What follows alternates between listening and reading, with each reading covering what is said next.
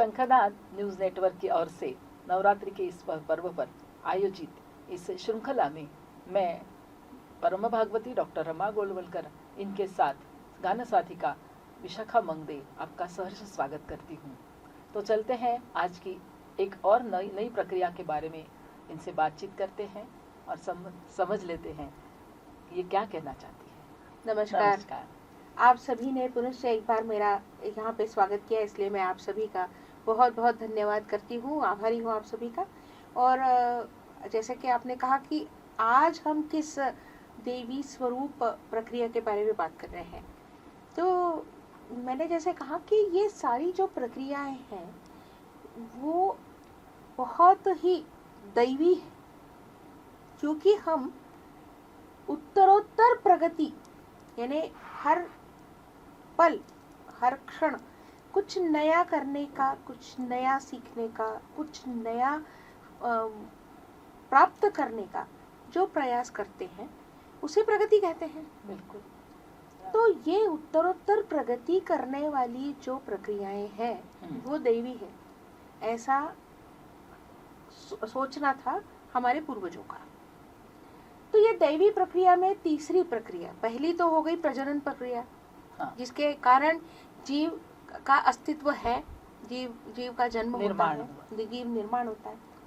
दूसरी है वो पोषण प्रक्रिया, जिस पर वह हर जीव पलता है और जीवन के आखिरी क्षण तक उसे पोषण की आवश्यकता होती है। अब ये तीसरी जो प्रक्रिया है ये खास विशेषकर मनुष्य प्राणियों में ही देखी जाती है। ऐसा नहीं कि अन्य प्राणी सीखते नहीं हैं, क्योंकि अन्य प्राणियों की माँ उनको उनका आयुष्य अच्छी तरह से जीने के लिए कुछ गुण उनमें उत्पन्न करती ही है। जैसे कि अगर कुत्ते का पिल्ला है तो उसकी माँ उसको कुछ समझाएंगी, बिल्ली का बच्चा है तो उसकी माँ उनको शिकार करना सिखाती है, पंछियों में माताएं पंछी को उड़ना सिखाते हैं। ये सारा होता है, ऐसा नहीं कि नहीं है, किंतु प्रश्न यह उठता है कि मनुष्य मात्र ऐसा है जो लिखना और पढ़ना जानता है, उसको हम शिक्षित होना कहते हैं। तो ये जो अध्ययन और अध्यापन की प्रक्रिया है ये बहुत ही अलग व्यक्तित्व को गढ़ती है। हमारा व्यक्तित्व पढ़ा लिखा होने के बाद या शिक्षा ग्रहण करने के बाद जो होता है वह व्यक्तित्व किसी अनपढ़ गवार का नहीं होता। तो ये जो सरस्वती है ये हमें क्या क्या देती है, इसके बारे में हम आज बात करने वाले हैं। तो चूंकि आप सरस्वती की आशीर्वाद से ही आपकी सारी कलाएं होती हैं, तो वहीं से शुरू करते हैं। आप बताइए मुझे, एक गान कलाकार के रूप में, आप गान साधिका है, आपको सरस्वती की कृपा कैसे लगती है? बहुत, मतलब उनके बिना कुछ हो ही नहीं सकता। अगर माता की कृपा है तो ही हम कुछ कर सकते हैं, ऐसा मेरा कहना है। और साधना करते वक्त ऐसे लगता है कि कोई तो हमारी साधना जो है वो देख रहा है, परख रहा है। उसी के सामने गाए जाए और उसके सामने गाते गाते हम हमारी उन्नति चाहते हैं। जितनी उन्नति होती है उतनी कम ही लगती है। ऐसे लगता है आज किया है, इससे और कल बेहतर करना है। देवी का नाम है सरस्वती। सरस इसका मतलब होता है डोह। ऐसा डोह जो बहुत गहरा है और उसमें भंवरा है और हम डूबते जाते हैं। ज्ञान की जितनी, बुद्धि की जितनी कक्षा है वो हमें समझ में नहीं आती, तो हम उसको ढूंढते हुए, उसमें गोते लगाते हुए अंदर अंदर चले जाते हैं। उस एक बार हमको उसकी आदत लग गई कि हमको सुर में गाना है, गान साधना करनी है, नृत्य साधना करनी है, या किसी भी विषय को लेकर हम अधिक जानना चाहते हैं, तो हम और अधिक गहराई में डूबते चले जाते हैं। तो ऐसे ही ज्ञान के अथाह सागर में हम डूबने वाले हैं, और वो माता जो है उसको हम कहते हैं सरस्वती। पहले तो ये नदी थी। भारत भूमि के वायव्य दिशा में आज जैसे हम पाकिस्तान कहते हैं, वो भी अखंड भारत की एक भूमि थी। और पाकिस्तान, राजस्थान और हिमालय से निकलकर पाकिस्तान से होते हुए, राजस्थान से होते हुए गुजरात में सिंधु सागर, यानी आज इसको हम अरबी सागर कहते हैं, वहाँ जाकर मिलने वाली एक नदी हुआ करती थी, उसका नाम था सरस्वती। इसका उल्लेख हमको ऋग्वेद में मिलता है। अच्छा।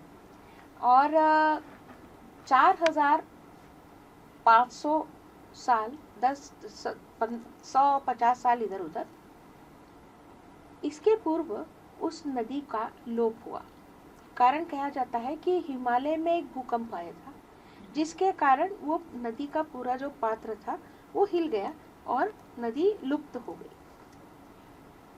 अब अगर 4500 वर्ष पूर्व नदी लुप्त हो गई है, लेकिन उसकी धारा जिस प्रवाह क्षेत्र में बहती थी, जिसको इंग्लिश में चैनल बोलते हैं, वो आज भी हमको सैटेलाइट के माध्यम से दिखाई देती।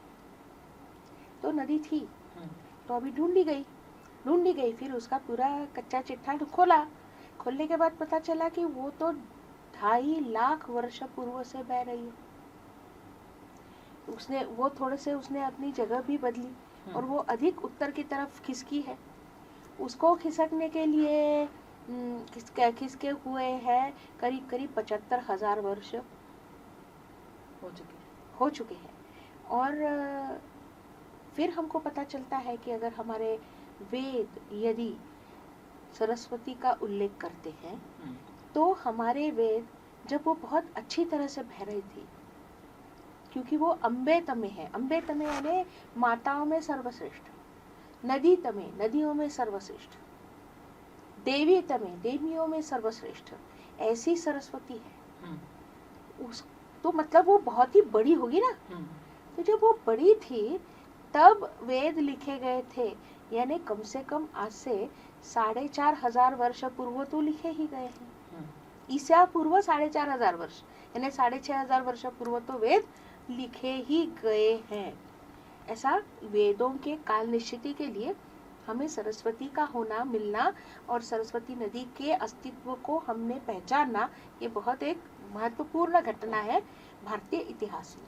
अब हम आते हैं कि वो लुप्त जो नदी थी, उस नदी के किनारे हमारे ऋषियों ने ज्ञान साधना की और इतने बड़े बड़े ग्रंथ लिखे। तो जब वो लुप्त हो गई तो उसे हमने भुलाना नहीं है। हाँ। इसलिए उसको देवी का स्वरूप दिया गया और उसे ज्ञान की देवी, बुद्धि की देवी, बुद्धिदाता गणेश है, लेकिन विद्या, कला और ज्ञान की देवी जो है वो सरस्वती है। अब देखिए कि सरस्वती की मूर्ति भी बनाते हुए इन्होंने बहुत सोच समझ के विचार करके बनाया है। क्या होता है सरस्वती देवी के हाथों में? वीणा होती है और पुष्प होता है, पुस्तक है, वीणा पुस्तक धारिणी जिसे हम बोलते हैं। और लिखने के लिए जो है ऐसा कुछ दिखता है, लेखनी के तौर पे ऐसा कलम तो नहीं है, मतलब लेखनी तो नहीं है, क्योंकि हम लोग जो ज्ञान देते थे ना, तो विद्या देते थे, ज्ञान देते थे, कला सिखाते थे, तो वो मौखिक परंपरा से थे।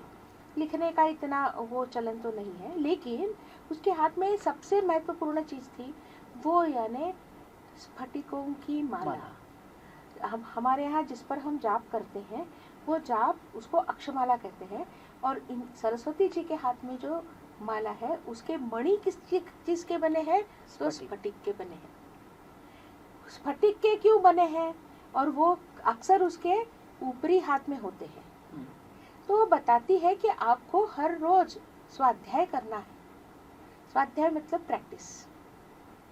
प्रैक्टिस, रिहर्सल, रियाज। ये इसमें हम अपने आप से ही कुछ नया करके देखने के लिए अपने आप से संवाद करते हैं। अंतर मन में ही अपना चिंतन होता है, मनन होता है, और हम अधिकाधिक परिष्कृत होने की चेष्टा करते हैं। इसको कैसे कहते हैं? स्वाध्याय। नेट प्रैक्टिस क्रिकेटर्स करते हैं, और बाकी जो कितने भी खेल खेलने में लोग हैं वो भी हर रोज जाके प्रैक्टिस करते हैं। सभी कलाओं का जो मूल है वो रियाज में होता है। अब देखिए आप कि स्फटिक की मालिका, हस्ते स्फटिका मालिकाम, ऐसा कहा जाता है। तो बाकी किसी देवी के हाथ में स्फटिक की मालिका नहीं है, तो इन्हीं के हाथों में क्यों है? अगर मैं इंग्लिश में समझाऊं तो जल्दी समझ में आ जाता है। हम लोग क्या कहते हैं? The concept should be crystal clear. बराबर है? क्रिस्टल क्लियर यानी क्रिस्टल में जो क्लैरिटी होती है, उस तरह से आपकी संकल्पनाएं, परिभाषाएं, आपको जो विषय सिखाया गया है उसमें जो कुछ भी परिकल्पनाएं बताई गई है, विषय को समझने के लिए आपको क्लैरिटी चाहिए। तो क्लैरिटी कैसी चाहिए? तो स्फटिक की जैसी चाहिए, तब पारदर्शी होनी चाहिए। गुरु शिष्य का जो नाता है वह भी पारदर्शी होना चाहिए। शिष्यों का आपस में जो नाता है वह भी पारदर्शी होना चाहिए। इसके लिए हमको स्फटिक की माला हाथ में लेकर, वो हाथ दिखा रही है, स्फटिक की माला हाथ में लो, जैसा वो पारदर्शी है वैसा अपना अध्यापन करो, दृष्टि रखो। फिर उसके एक ऊपर के हाथ में अगर पुस्तक है, या तो यह हाथ में होता है या तो इस हाथ में होता है।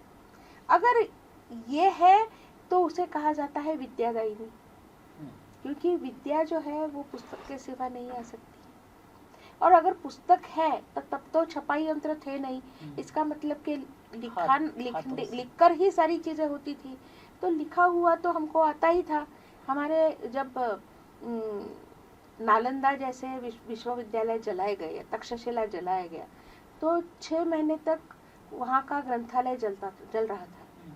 6 महीने जलने के लिए कितने ग्रंथ सामग्री होंगी, इसका आप विचार करिए। सवाल ये है कि हमने ये बात जाननी चाहिए। जो लोग कहते हैं कि हमारे देश में लिखने का कोई चलन नहीं था, तो फिर वो जो ग्रंथ जो जले वो कहाँ से आए? इसलिए हम लोग लिखना पढ़ना बहुत अच्छी तरह से जानते थे। तीसरी वस्तु उसके हाथ में होती है, वो है ना कमंडल। कमंडल में आपको लगता होगा जल है, लेकिन जल नहीं होता, वो होता है ज्ञान। ज्ञान प्रवाही होता है, वो एक से दूसरे की तरफ बहता जाता है, आप उसको रोक के नहीं रख सकते। जो ज्ञान रोकता है वह बड़ा समाज का बड़ा अपराधी है। तो बहते रहना चाहिए वो, इसलिए उसके हाथ में वो ज्ञान का कमंडल है। और आपने कहा कि वो वीणाधारिणी है ना? तो वीणा के पहले मैं बता देती हूँ कि उसके हाथ में कमल भी होता है।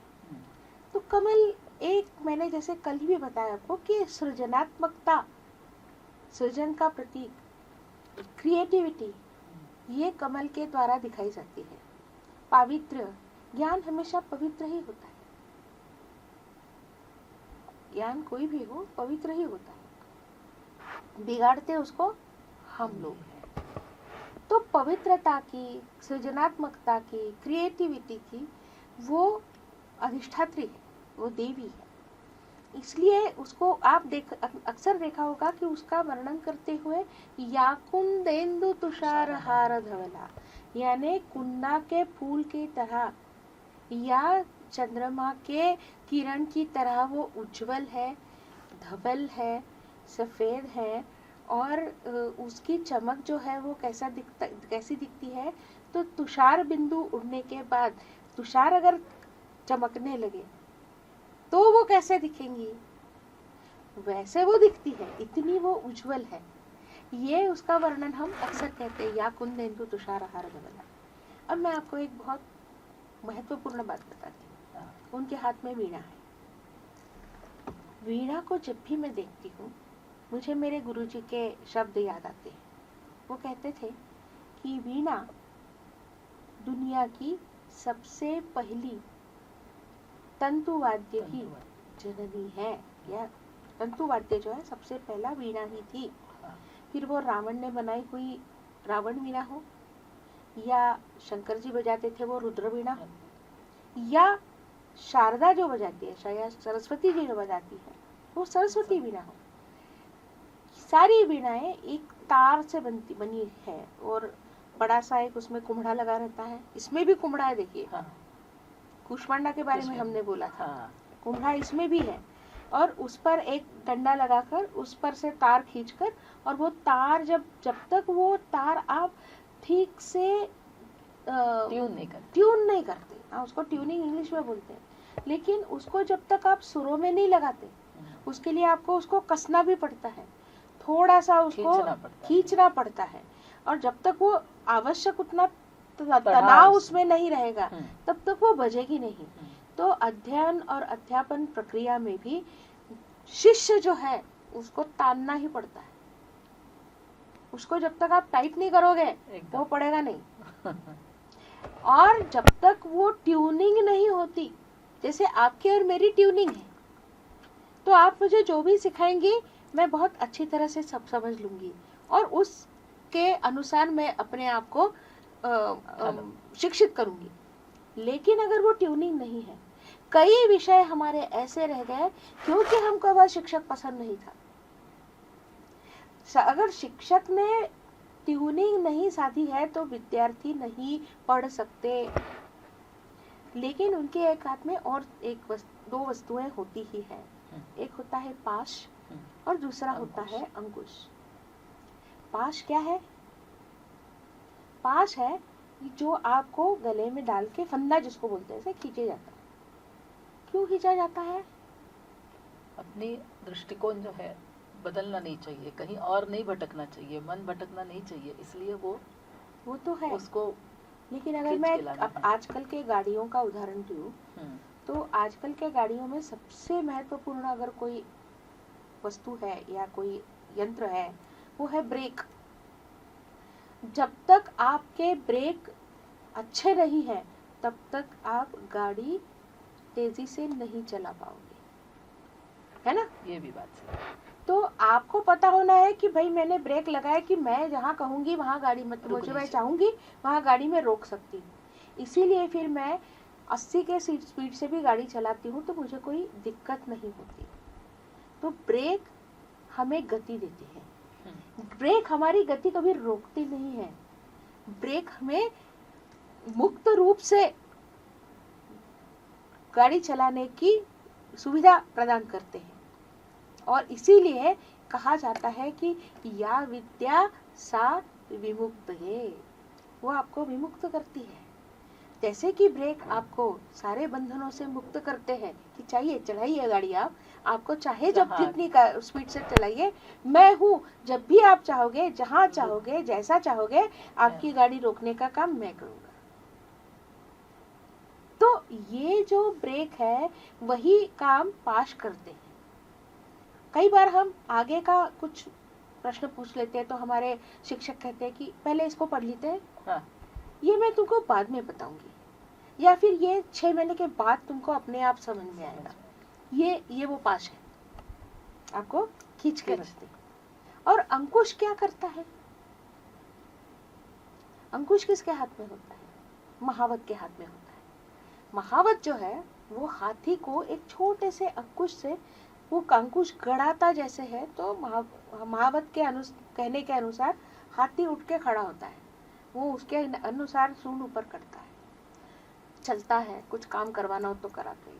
किसके भरोसे ये महावत हाथी को नियंत्रित करता है?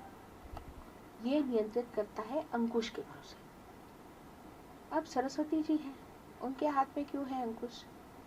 तो हमें बहुत ज्यादा हाथी से भी बड़ा आलस है, और ये आलस जो है ये आपको काम करने से रोकता है। इंग्लिश में, स्पेशली फिजिक्स में, उसको कहते हैं इनर्शिया। आप हिलते ही नहीं हो जब तक कहा ना जाए। तो मोटिवेशन कैसा है? अगर वो अंकुश हाथी हिला सकता है तो हमारा सरस्वती जी के हाथ में होता है, तो हमारा आलस भी वो हिला के बाजू अलग करता है और हमको काम पे लगाता है। तो ये हो गए उनके आयुधों के बारे में।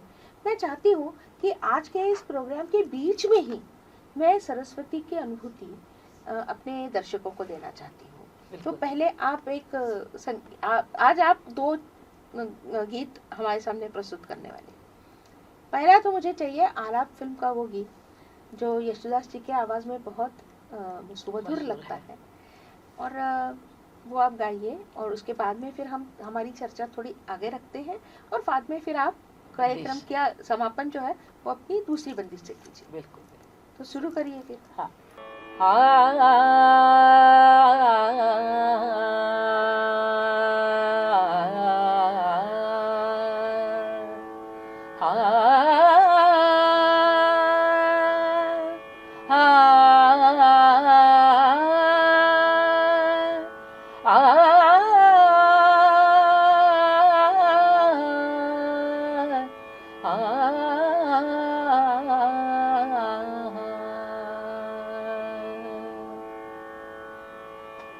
सरस्वती शारदा माता सरस्वती शारदा हे माता सरस्वती शारदा हे माता सरस्वती शारदा विद्यादानी दयानी दुःखहरणी जगत जननी ज्वालामुखी माता सरस्वती शारदा हे माता सरस्वती शारदा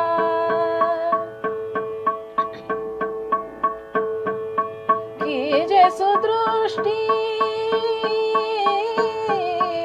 कीजे सुदृष्टि सेवक जाना अपना इतना वरदान दीजे तान तान और आलाप बुद्धि अलंकार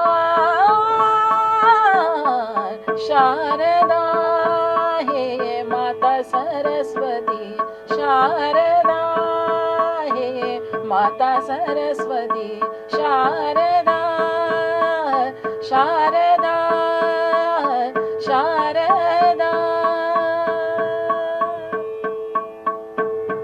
बहुत बहुत अच्छा गाया आपने, और बहुत सुरीला था। मैं आपसे पूछना चाहती थी हाँ। कि विद्या और कला प्रदान करने वाली ये सरस्वती माता, जिसे हम माता सरस्वती शारदा ऐसे बोल रहे हैं, तो क्या सरस्वती माता और शारदा माता एक ही है? जी हाँ, ये उसका उसी का रूप है। अच्छा। जब हम शारदा बोलते हैं तो शरद इस दकारांत स्त्रीलिंगी शब्द से शारदा इस शब्द की उत्पत्ति हुई है। अब देखिए यहाँ शरद दकारांत स्त्रीलिंगी, इसीलिए फिर शरद ऋतु में जो हमको खांसी सर्दी खांसी होती है या हमारा कफ बढ़ता है, प्रवृत्ति बढ़ती है, उसको हम बोलते हैं शरदी। उसका ही फिर बना सर्दी। अच्छा। जो शरद ऋतु में होती है वो सर्दी होती है। हाँ, अब शरद के 3 अर्थ हैं। पहला तो अर्थ है कि वो एक वर्ष के लिए कहा जाता है, संवत्सर 12 महीने। ये पूरे 12 महीने यानी एक शरद। क्यों? तो जिस समय ये लिखा गया था तब वर्ष की शुरुआत शरद ऋतु में हुआ करती थी। आज हम वसंत में कर रहे हैं। वो उसके लिए एक अलग खगोलीय ज्योतिष का मुझे लेना पड़ेगा, विश्लेषण करना पड़ेगा, तो हम उसमें जाते फिलहाल। लेकिन एक पूरा वर्ष यानी शरद, इसीलिए हम जब भी संस्कृत में किसी को जन्मदिन की शुभकामनाएं देते हैं, हाँ। तो कहते हैं जीवेत शरदा शतम, यानी आप 100 साल तक जियो, नहीं 100 शरद जियो। फिर वो जब हम उनको बोलते हैं तो भाई आप 100 साल जियो, सिर्फ जियो नहीं तो 100 साल आपको आपकी आंखों की रोशनी रहे, आपको काना से सुनाई दे, आप खा सके, आप चलते रहें, यानी आपकी सारी जो एक्टिविटीज है वो बरकरार रहे। यही बताने के लिए हम ये शुभकामना देते हैं 100 वर्ष तक। अब दूसरा उसका ये है कि शरद का मतलब होता है शरद ऋतु, जो वर्षा ऋतु की समाप्ति और हेमंत ऋतु यानी सर्दियों की शुरुआत, इसके बीच का जो संधिकाल है वो शरद ऋतु है, जो अभी हम मना रहे हैं, हम अभी अनुभव कर रहे हैं, वो शरद ऋतु है, इसलिए उसको शारदीय नवरात्र कहते हैं। हाँ। अब ये है कि इस शरद का एक और अर्थ है जिसको कहते हैं इनफाइन कंपोजिटी, यानी अगर कोई एक संयुग तैयार होने की परमोच्च अवस्था जो होती है, जिससे कि वो संयुग उसके अलावा आगे आगे कुछ नहीं बनेगा, उसे कहते हैं शरद। और वो जो अवस्था होती है, हाँ, उसे कहते हैं शारदा। मैं आपको केमिस्ट्री के थोड़े से उदाहरण के साथ समझाना चाहूंगी कि हमारा जो सादा सो नमक हम लोग हर रोज खाते हैं, वो नमक, उसका केमिकल कंपोजिशन है NaCl। Na जो है वो होता है सोडियम, और Cl जो होता है क्लोरीन। क्लोरीन आप सबको पता है कि वायु रूप है, और सोडियम जो है वो हम किसी भी तरह से ऐसे रूम टेम्परेचर पे बाहर नहीं रख सकते, उसको पानी के किसी सतह के अंदर ही रखना पड़ता है, तभी वो हम प्रिजर्व कर सकते हैं। लेकिन ये दोनों, एक तो घन है और दूसरा वायु रूप है, ये जब एकत्रित होते हैं तो मुझे बताइए, ये कॉमन सॉल्ट यानी जो खाने का नमक है वो बनता है, उसका रंग बदल जाता है, उसका स्वाद बदल जाता है, उसका यानी आप सैकड़ों सालों तक नमक रखे रहे कुछ नहीं होगा, बल्कि वो प्रिजर्वेटिव की तरह काम करता है। हाँ। और उसके ये जो सारे गुण है, ये क्यों आए, तो इन दो घटकों ने एक संयुग बना लिया। अच्छा, अब सवाल ये है कि इनको तोड़ा भी नहीं जा सकता। अगर आपने इसको पानी में घोला और पानी उबाल दिया तो फिर से नमक ही बनता है। उसको तपाया तो उसका काला नमक बनता है।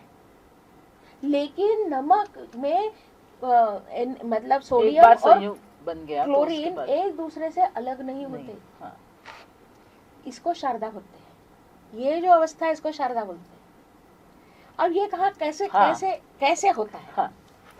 मैंने 40 लोगों के कक्षा में क लिखने के लिए कहा, कौवे का क। हाँ। तो हर कोई क ही लिखेगा, उसके हस्ताक्षर भले ही अलग अलग हो, लेकिन क की जगह वो कभी म नहीं लिखेगा या ल नहीं लिखेगा। बराबर है? बिल्कुल बराबर। संगीत की भाषा में अगर मैं बोलना चाहूंगी तो मैंने अगर आपको कहा कि आप षड्ज लगाइए, तो आप षड्ज ही लगाओगे, आप धैवत या मध्यम नहीं लगाओगे। बराबर है? तो इसका मतलब षड्ज के को शब्द, इस शब्द को उच्चार है, वो लिखने के लिए कहा जाए तो लिखा भी वैसे ही जाएगा, और जब गाने के लिए कहा जाएगा तो वही लगेगा। ये सारा एक दूसरे के साथ कंपाउंडेड है क्या? एक दूसरे के साथ मिला हुआ है क्या? बिल्कुल। इतना मिला है कि वो आप अलग एक दूसरे से अलग नहीं कर सकते।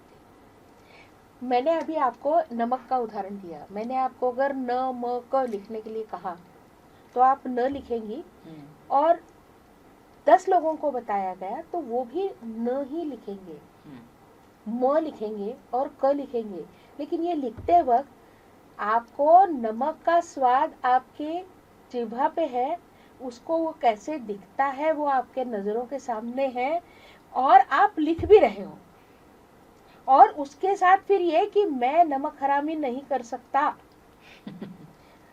हुजूर हमने आपका नमक खाया है, अब गोली खा। ये डायलॉग भी हमको याद आता है। भी याद आएगा। This all is called as a compound amalgamation। और वो शारदा है जिसके कारण कि मैं जो कह रही हूँ वही हूबहू आप समझ सकती हो। समझ में आपको? वो समझने की जो क्रिया है उसके लिए ये कंपाउंड होना आवश्यक है। वो कंपाउंड यानी शारदा, इसलिए हम उसको ज्ञान को प्रवाहित करने वाली देवी कहते हैं।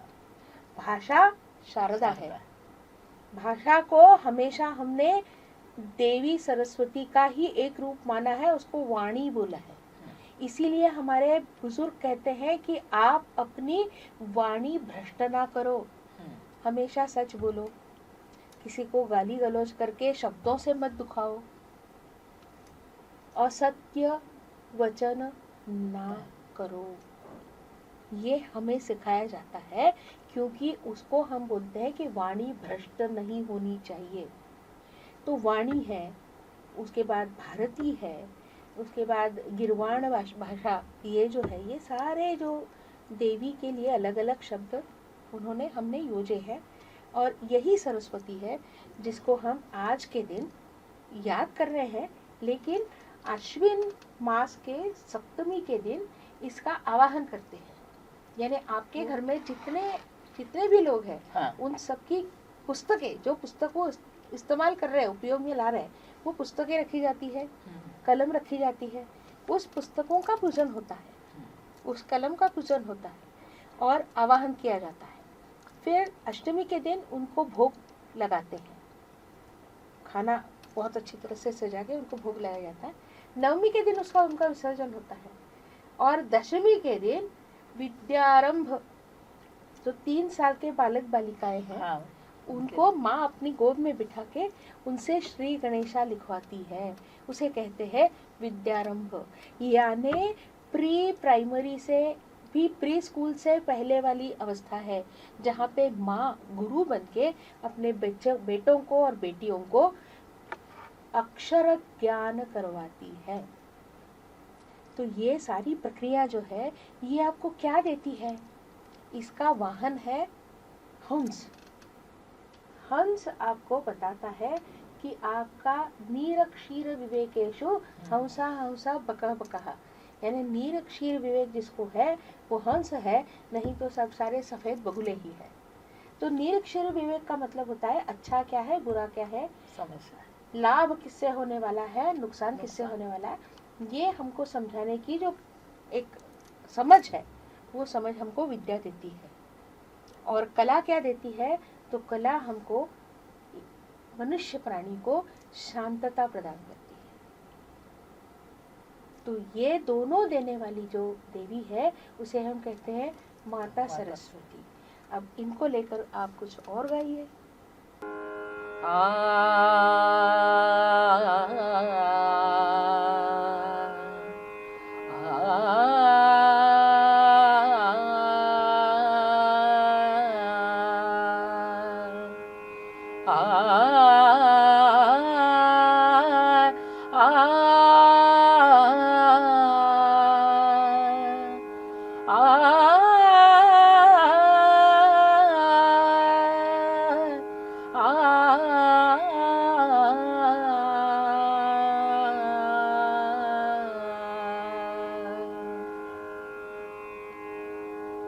वरदे मोहे मातु मेरी, वरदे मोहे मातु मेरी, वरदे मोहे मातु मेरी, वरदे मोहे मातु मेरी, शरण में तिहारी री, शरण में तिहारी री, कीजे कृपा मोह पे विद्या की दानी, वरदे मोहे मातु मेरी। कमलासनी कमल नयन, कमलासनी कमल नयन, वीणा वाद्य शोभित कर, वीणा वाद्य शोभित कर, राम रंग वंदित पद विधिहर भवानी, वरदे मोहे मातु मेरी, वरदे मोहे मातु मेरी, वरदे मोहे, वरदे मोहे, वरदे मोहे मातु